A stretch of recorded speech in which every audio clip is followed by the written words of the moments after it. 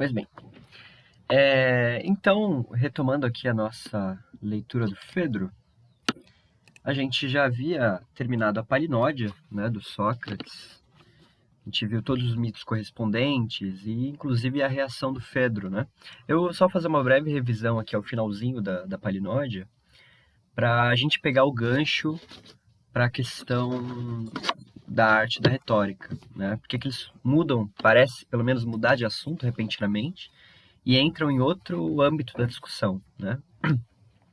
Então, se a gente lembrar, no finalzinho da Palinódia, o Sócrates ele estava falando que, né, que é possível, então, que duas pessoas que nutrem esse amor sincero, o amor por excelência, né, uma pela outra, é possível, inclusive, que eles tenham uma relação e se unam sexualmente, né? Mas ele vai dizer que ainda assim, mesmo com amor sincero, é preferível que não, porque só o amor filosófico aproveita plenamente, né, essa loucura de Eros, né, sem cair no risco de fazer a alma se tornar pesada de novo. Depois ele faz uma breve prece ao fim, né, ele pede para que a sua arte erótica, né, seja preservada e que o Lísias e que o Fedro sigam esse caminho, né, de compreensão de Eros dessa maneira, que é a maneira filosófica, e abandonem, então, os seus discursos anteriores, né?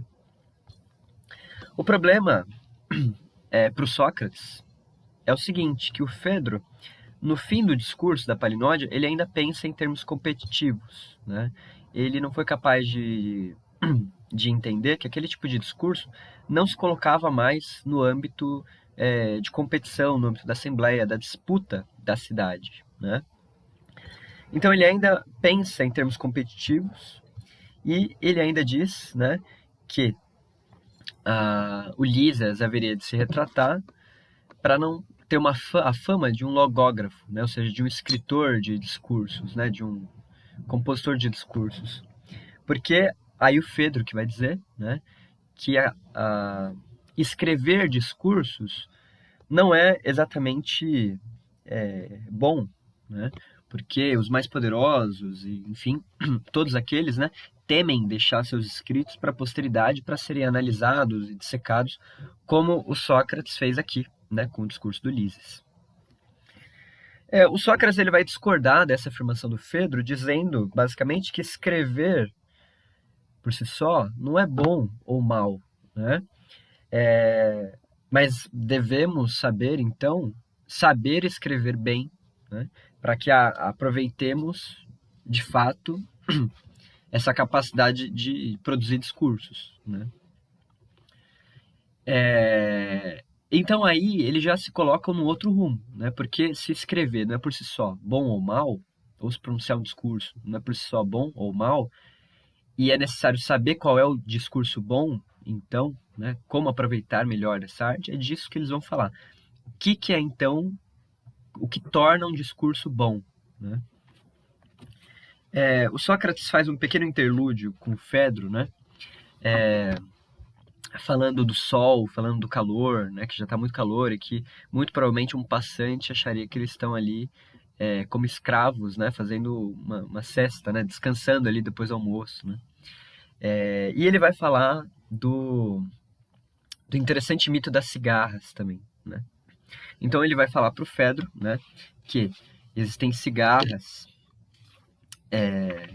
cantando ali por perto, né? E o Fedro desconhece o mito que o Sócrates alude, né? E o Sócrates, eu vou ler aqui a parte de 259b, mais ou menos, né? Onde o Sócrates diz, né? Ele diz, olha, não convém a um homem devotado às musas, de fato, ser um ignorante nessas coisas, ou seja, nesse mito, né? Conta-se que outrora, antes de nascerem as musas, as cigarras eram seres humanos. Nascidas as musas e revelado assim o canto, algum deles, então, ou seja, alguns dos seres humanos, né, foram então de tal modo arrebatados por esse prazer, a ponto de cantando descuidarem da comida e da bebida, vindo a falecer.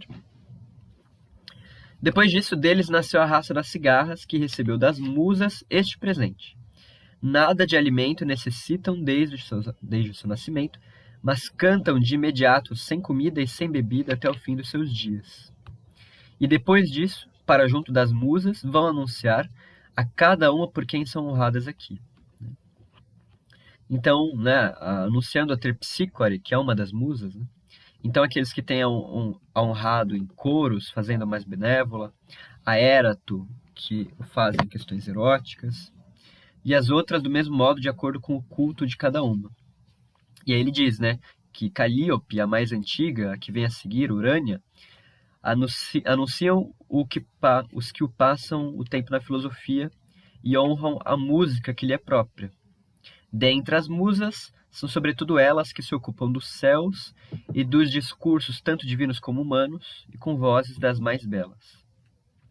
Então, qual que é o mito que ele coloca aqui, né? Que há um tipo de ser humano que, quando descobre o prazer das musas, né, que é o prazer da produção de discurso, né, as musas, elas são, basicamente, né, as deusas da linguagem, né, da antiguidade.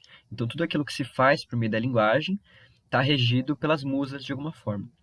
Então, ele diz que alguns seres humanos, quando descobrem esse prazer das musas, né, da produção de discurso, esquecem de tudo, né? E aí que está as cigarras, né? As cigarras, elas cantam lá no seu galho, né? E também não querem saber de mais nada, estão totalmente voltadas para esse prazer da arte de produção de discurso.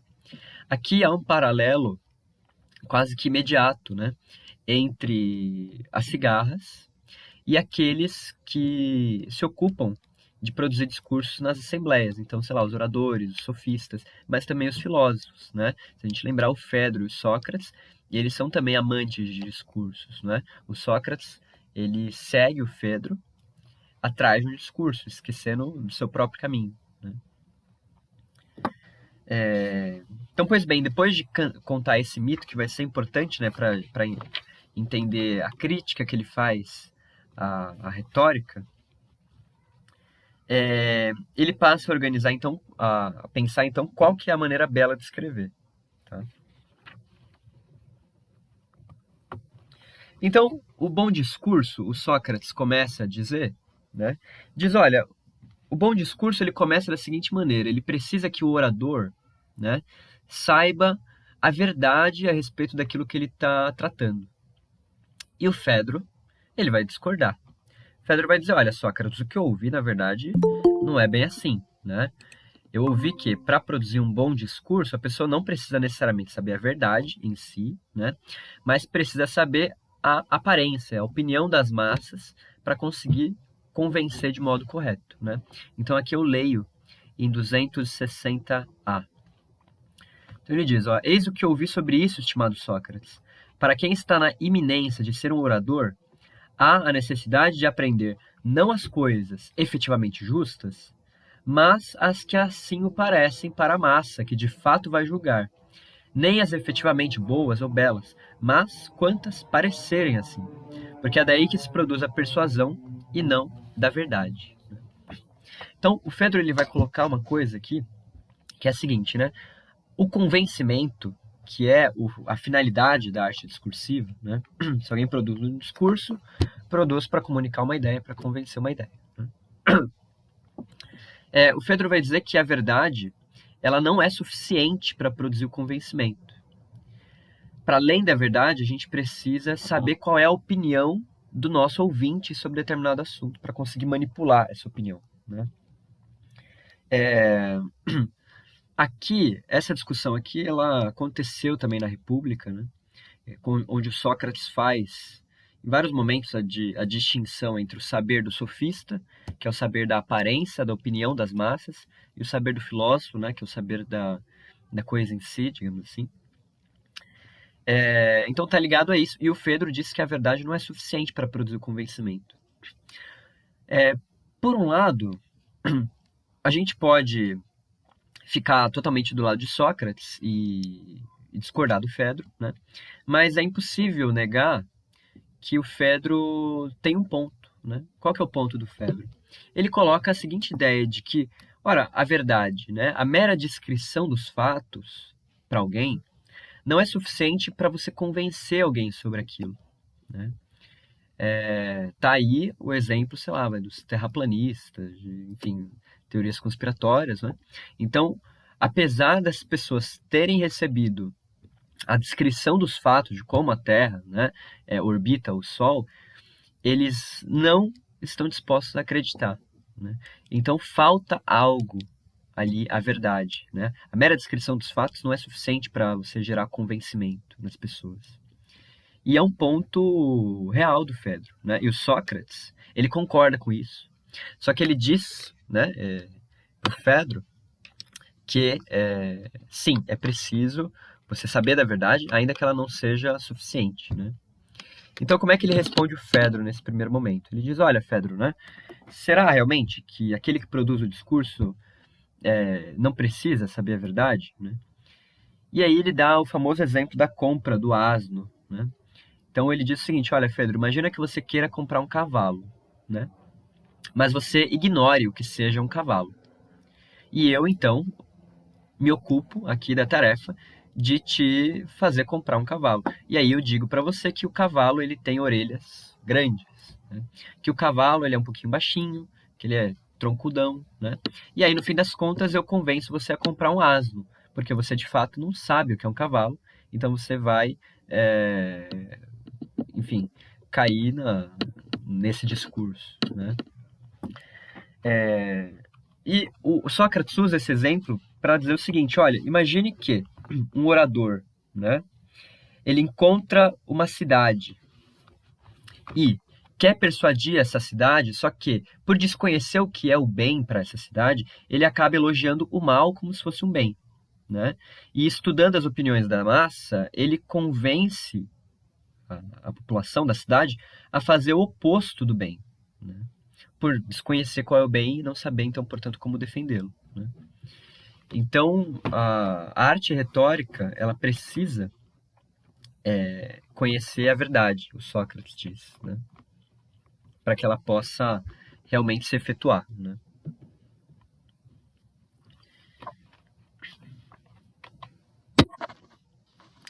Basicamente, a ideia é a seguinte, né, desse trecho, que aqueles que ignoram a verdade sobre o mundo, eles não precisam da arte retórica, né? Eles não precisam porque, enfim, eles não têm nada o que falar de fato, né? Mas aqueles que conhecem a verdade sobre o mundo, eles devem possuir a arte retórica, né, para serem capazes de obter persuasão, certo? Então, aqui se traça um vínculo entre a capacidade da retórica, a capacidade de fazer um discurso e a verdade, né? Para Sócrates, esse vínculo ele é iminente, porque a arte da retórica só vai existir de fato, né? Só vai poder existir se ela for comunicar a verdade, né? A gente vai ver mais para frente. Bem, convencendo o Fedro acerca desse ponto, né, ele passa a perguntar o seguinte para ele. Olha, Fedro, né, a arte da retórica, ela é uma forma, né, de conduzir as almas das pessoas por meio dos discursos, né? Ela é a arte da condução por meio de discursos. Em grego, aqui a palavra é psicagogia, né? Psique, alma, e gogel, né, o verbo conduzir. Da mesma forma que pedagogo, por exemplo, né? Então, psicagogia é uma arte de condução por meio de discursos, né? Em todas as esferas da vida humana. Então, tudo aquilo que está ligado à fala, né, vai ocupar um lugar na arte retórica. E aí o Fedro vai dizer, olha, eu não conheço bem essas outras esferas que você está falando, Sócrates, porque para mim a arte retórica só tem um lugar na assembleia, nos tribunais, né? E o Sócrates fica indignado que ele só conheça essa esfera de atuação da retórica, né? Que é a esfera competitiva da retórica, né? Porque, enfim, para o Sócrates, aqui como ele está descrevendo, a arte retórica, ela concerne tudo aquilo que tem a ver com a palavra, tá?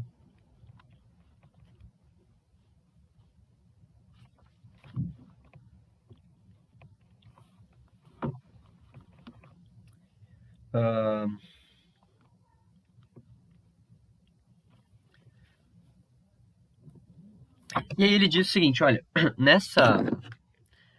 nessa arte, então, algumas coisas elas são ambíguas, né? Porque há basicamente, né, dois tipos de palavras, dois tipos de termos, dois tipos de coisas, né, que a arte retórica pronuncia. Uma dessas coisas, ela gera naturalmente um desacordo e outras, né, geram naturalmente um acordo entre as coisas, né? Para ficar mais claro, vou usar o exemplo que o Sócrates diz aqui, né? Então ele diz, olha, é,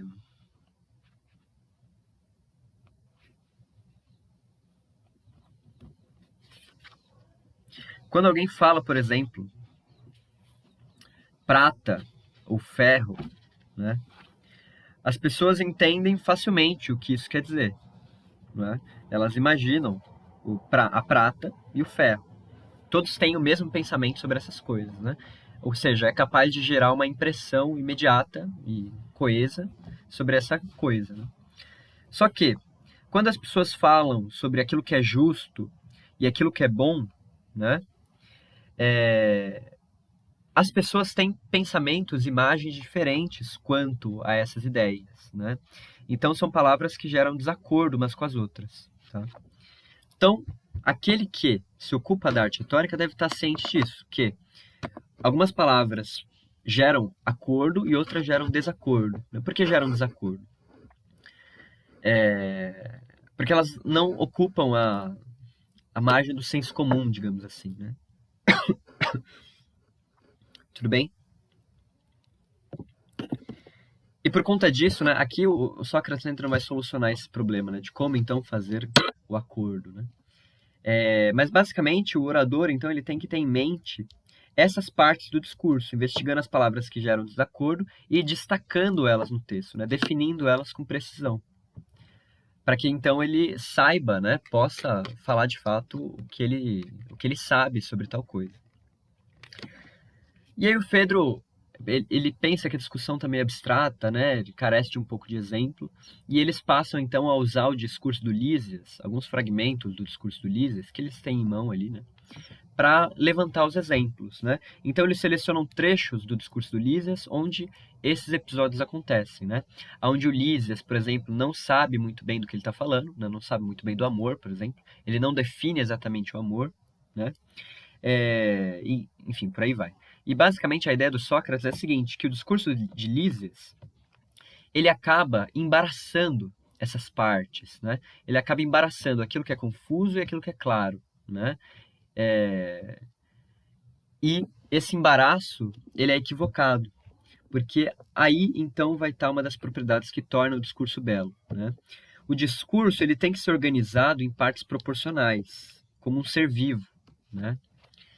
E o discurso do Lísias, ele não tem essa propriedade, né? Ele está emaranhado com essas confusões de palavras.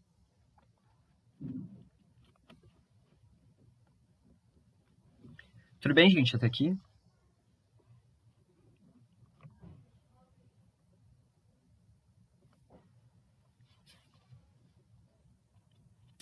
É...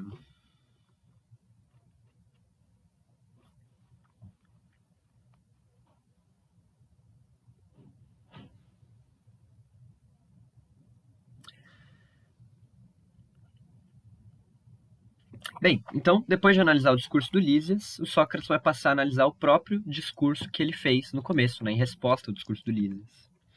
E ele vai, então, ser capaz, né, de identificar aquilo que ele chama de dialética, né? O que é a dialética? Aqui no Fedro, né, pelo menos nesse primeiro momento. É a capacidade de executar bem essas divisões do discurso, né? Então, a dialética para o Sócrates, aqui no Fedro, ela vai ser uma arte da separação, né? Então, em outros momentos, né, em outros diálogos, ele diz mais ou menos o seguinte, que como um bom açougueiro, né, consegue ali, quando está cortando a carne, separar exatamente onde tem a articulação, onde tem a junta, ou seja, tirando naturalmente a carne dos ossos, né, respeitando ali as divisões naturais, da mesma forma, o orador, né, ele tem que ser capaz de fazer essas divisões no seu discurso, torná-lo como um ser vivo, né, proporcional. Essa distinção de partes, e recortando o discurso, ela evidencia, na verdade, uma coisa, né, que é a capacidade de reunir esse discurso em uma visão de conjunto. Tá?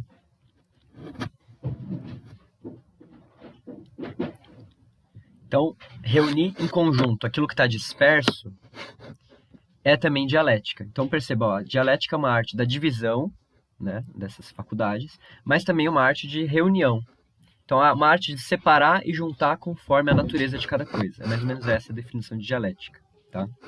E isso se aplica, então, à arte retórica. A gente vai ver que o modo pelo qual o Sócrates investiga as coisas, não só aqui no Fedro, né, mas em outros diálogos, na República, sobretudo, né, ele usa da dialética. Então, ele tenta discernir no mundo aquelas que são suas partes, né?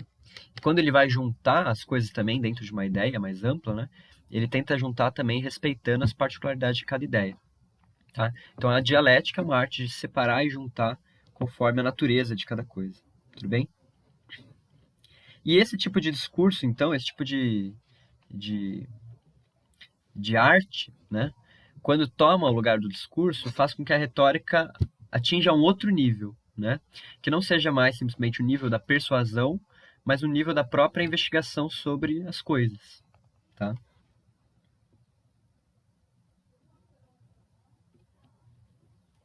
Pois bem,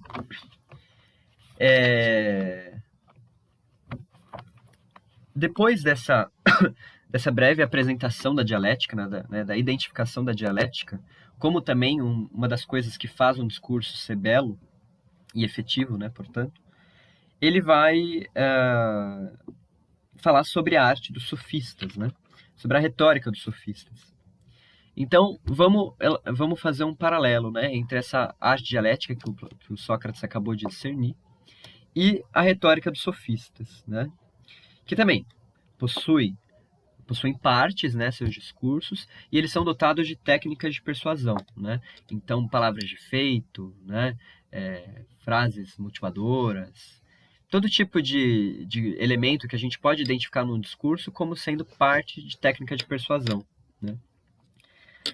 E qual que é a efetividade dessa arte, né? Qual que é o poder dessa arte, o Sócrates vai dizer? Olha, ela é efetiva em grandes multidões, né? Essa é também um dos pontos que ele vai fazer um paralelo com a arte do filósofo, né? Enquanto a arte do sofista é eficiente em grandes multidões, a arte retórica, a arte dialética, socrática, filosófica, ela vai ser eficiente no âmbito mais restrito possível. Então, seja Sócrates e Fedro aqui, por exemplo, de um para um, né? É o ideal.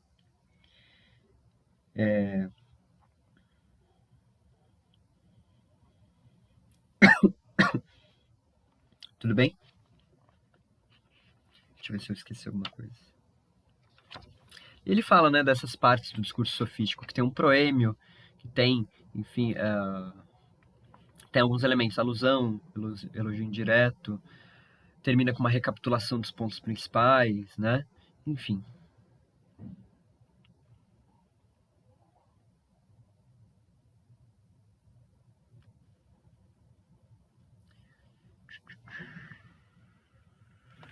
Só vendo se eu esqueci alguma coisa.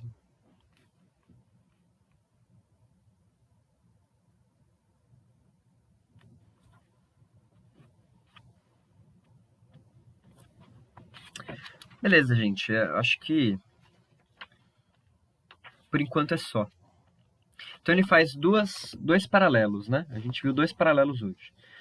A identificação do que faz um discurso belo, né? A capacidade de ser proporcional e de ter partes bem discerníveis, né? Ou seja, então, de usar a arte da dialética, né? A arte da divisão e reunião de coisas, respeitando a natureza de cada ideia.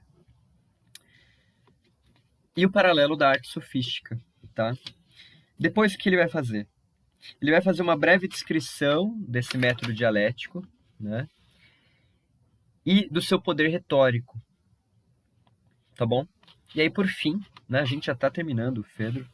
Aqui, olha, a gente está em 269D, tá bom? A gente está nas últimas páginas aqui do Fedro. E aí, depois de fazer uma breve descrição, então, do método dialético, ele vai fazer a famosa também crítica à escrita, tá? No finalzinho do Fedro, dizendo, então, como que essa arte de produzir discursos, né, que agora a gente está avaliando somente a arte falada, se aplica à produção de discursos escritos, tá? Qual que é o valor da escrita? Quais são as suas inconveniências ou conveniências, né? O que faz um discurso escrito ser proporcional, ser bom, né? Tudo bem? Tudo bem, gente? Alguma dúvida? Tudo bem. Tinoz, em que número parou? 270, alguma coisa? 269D. 269D. 269D.